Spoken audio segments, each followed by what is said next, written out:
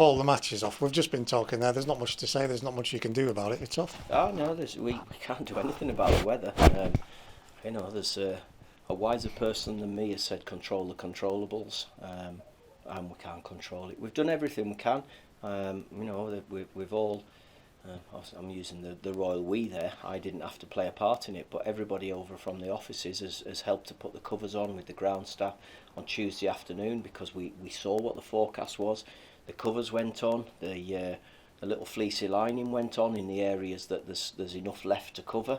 The covers work apparently to -5, but it's obviously been a lot colder than that. You just have to look around the whole country. It's been real biting cold weather, and sadly the game's a victim. And to be honest with you, looking at the way that the weather is in the rest of the country, or what I'm hearing it's like, I don't think we're going to be the only one. I think there'll be quite a number of casualties in terms of games being off this weekend. Fair play to the ref, Andy Kitchen. He's come across. He's immediately stepped on the pitch halfway before he'd even seen any of us, and pretty much straight away he's gone, yep, I can see why you've called. Oh yeah, we have to call them over. We had to make sure that we weren't messing people about. That's the last thing we need to do. I'm quite sure Barrow wanted the game on, and I certainly did, and I said that to the referee that I want this game on. If we've got a chance, I want to play it. The thing in today's game now is the safety of the players has to be of the most importance, and that was taken into consideration. But even just driving out to go and train this morning, you can see that the surrounding areas are not actually safe for supporters to come in as well. So we don't need that. We don't need any accidents happening. In my opinion, as much as I wanted this game to go ahead, I think the referees made a sensible call. When the covers, even you guys did the covers on the training pitch on Tuesday as well, so when that's happening, does that change the mindset of the players? Does it get into their heads that, okay, this might not be on? No, I don't think so, because all week I've been saying to them, this is going ahead. We've got the covers on and it should be fine. Sadly, we just can't legislate for over or for worse than -5 degrees. And it's also, as the day goes on as well, we're not really getting above 0 degrees in terms of the warmth. So, listen, we have to accept it. It's a blow. We wanted the game on. It would have been a great local derby. Both teams up at the top of the table. We just have to make sure we're ready for whenever it gets rearranged. We've seen again, you're rolling with the punches this week, Paul. We're off to Gretna. In fact, some of your staff are on the road to Gretna when we find out that it's not even playable there. You've been to Harrowby. You've done whatever needs to be done to get the players ready. Yeah, we have to. We've just got to get on with it. It was. We thought that Gretna would be okay, but when the staff went up to start setting up for the session, it was not really safe to train on. So we had to just go for a plan Z and change and do something in the Neil Sports Centre, which threw me a little bit in terms of if the game was going to be on, because that's when I wanted to do my sort of 11v11 match prep. Again, you just got to accept it. If the game had gone ahead, we'd managed to get Harrowby, so that we would have been able to get some 11v11 stuff in. So we would have been ready for it, and we're just thankful that Harrowby were prepared to let us use their facility. The players have done a much more physical session today than they would have done if the game was on, because I can use this little period this weekend. They'll train again on Saturday, and we can use this as a bit of a blast to get them some more fitness into them. Yeah, that's the next question I was going to ask. What do you do with them on Saturday? Do you give them a recovery time, or is it, okay, let's do some more work? No, because we start, the way that we taper the week is that they start tapering down towards a match day and conserving energy anyway, so we'll just ramp it up. We've done it today, and we've worked them physically today. We'll work them again on Saturday morning, and then we'll start again on Monday, and the preparation for Northampton will start. Hopefully the weather should get a bit better, although I've been told it's not destined to be great at the end of next week. Let's just hope that we're down south and we've got a little bit of a different climate down there. Importantly, the players who haven't been featuring, they got some good minutes on Tuesday night. Yeah, they did. Yeah, and they all applied themselves really well. And without being disrespectful, it was a fairly straightforward game for them that they dealt with very well. And they've got those minutes under their belt. And Joel's got another game, and Jamie Devitt and Sonny Hilton and Toby, they've all got match minutes, which will stand them in good stead for the next few weeks. That in the mouth moment when Joel got one heck of a heavy challenge and he stayed on the floor. Then he got up and you could just sort of see he's comfortable with that. Yeah, he's had a few of them in training, and sometimes, as sort of hard as it sounds, they need that just to give themselves that reassurance, because from the surgery went really, really well. We're delighted with how that's happened. His rehab's gone really well. All of his work that he's doing, the strength work he's doing is really good. It's now just that psychological stuff of knowing that he's ready to go. And I thought as the game went on, I thought he looked more and more confident. He looked more at ease with what he was doing. He was doing things instinctively instead of sort of overthinking things. And it was just unfortunate that he was just getting a little bit of tightness around his hips, again, which is perfectly normal. That we decided to take him off and not risk him, but he's trained. He's come back in Thursday, Friday. He's trained, so we're not seeing any issues there. For all of them, him, Ben included, it's another week, I suppose, without a game where they're getting ready to get themselves back. Yeah. I mean, Ben spent the week down in Stockport this week because he's in a boot. And the first stage of the process is to get the swelling out, and then once that's gone, he can then start ramping up his work. So we're hopeful that he'll be out of the boot possibly today. I'm waiting to hear from Stockport, but we think he'll be out of the boot. Then he can start to come back in and get the work done on the grass and start building up. And hopefully he should be fit for the Christmas programme if all goes well.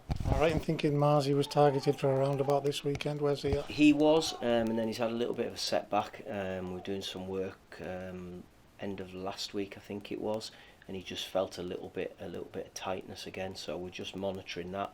He hasn't come back out on the grass again. The plan was middle of December. It doesn't look like that's going to be the case. In fact, I will say now it's not going to be the case. The likelihood is, if everything goes to plan, it could be end of the month or maybe start of January. Duncan, I think you've said before you don't mess people about. Nothing against the lad, but if he's not going to be playing, then let's do something about it. Yeah, I mean, not going to be playing, but also he wasn't particularly happy being in that situation as well. And I had a good chat to him on. He'd had a conversation with Brian Tinian at Bristol City and explained that he was unhappy, that he'd come here to play. And to be fair to Brian, he said to him, look, there's no guarantees when you go on loan. You have to earn the right.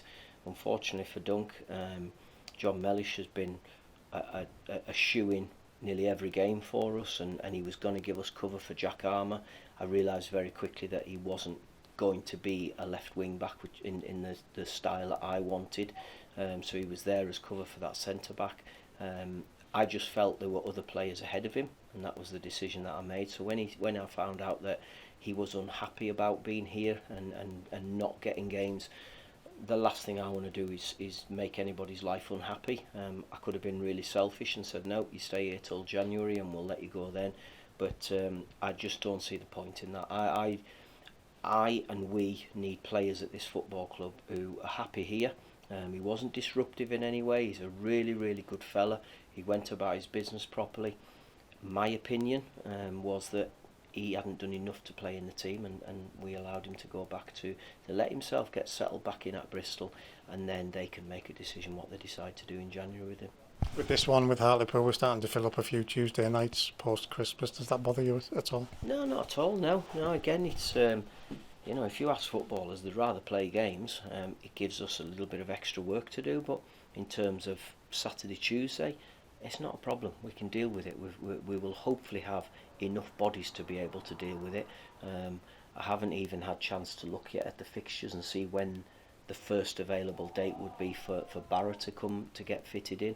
Now obviously people are looking, know that we are out of the FA Cup and Barrow are out of the FA Cup, but Barrow have already rearranged the game against Mansfield on that third round day, so we can't play them.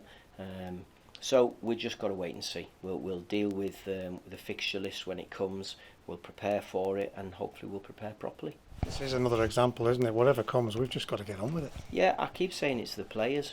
Don't use excuses. Let's just get on with it. And the surface up at Harrowby was a little bit firmer than we used to on grass. But I'm like, no, I don't care what you think. It's a good surface. It's flat. Playing football, you're running. There's no harm in it, so let's just get on with it. We don't use any excuses. We deal with it, and to be fair to the players, that's the way they're going about it as well. Never too early to ask a transfer window question. Is anything else you've dealt with the Duncan situation? Anything else that might click in once we get to January? I would hope so. I'm hoping there are going to be maybe one or two new faces coming in. The truth of it is, it all depends on finances. We're in a situation where Duncan's gone back. I at this moment in time don't know what we've got.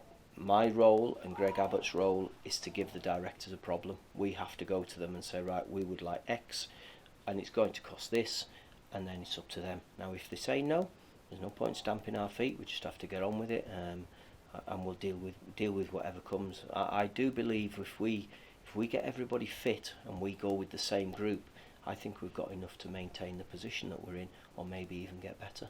So finally, boss, obviously we had the fine this week from that coming together. What do you say to the lads about that? Because sometimes it's an emotional game, they get caught up on it. But is there anything that we can do on that side of it? Well, on the playing side of it, I mean, I talk to them about the discipline, you know, and I think there's been, our discipline has been reasonably good. It's a really difficult situation because we're asking for a togetherness inside the team and as a group, and you know, part of the fine was a bit of a backlash from Tranmere last season, when that situation right in front of our dugout, Kelvin Mellor gets a really bad tackle on him. He's just come back from a long-term injury. He gets a really bad tackle on him. The referee deals with it and sends the player off. While the player's walking off the pitch, he grabs Kelvin Mellor by the neck and tries to pick him up when he's getting treatment off a physio. Now, our players are not going to accept that. So there's one time when it happens, and I get it, there's more than two players, it's a mass confrontation. That shouldn't have happened in the first place. And then the game the other week as well, at Walsall, we have players who are goading our supporters. I think our players have got an affinity with our supporters. I think there's a good spirit between the two of them, and our players are not going to accept that. And then there was things that went on that made it into a mass brawl that probably shouldn't needed to. Well, it wasn't a brawl. It was a pushing and shoving, and it was a bit pathetic, really. It shouldn't happen. I'm not saying it should, but our players are protecting themselves and actually sticking up for our supporters. So sadly, this is going to happen. I've spoke to them again, and I will continue to speak to them about keeping our discipline and not allowing things to boil over. Sadly, in the heat of the motive and the emotion of a game of football, sometimes it does. And I'm not sure that we are totally to blame for it, but we have to take it on the chin and accept it, sadly. Thanks, boss.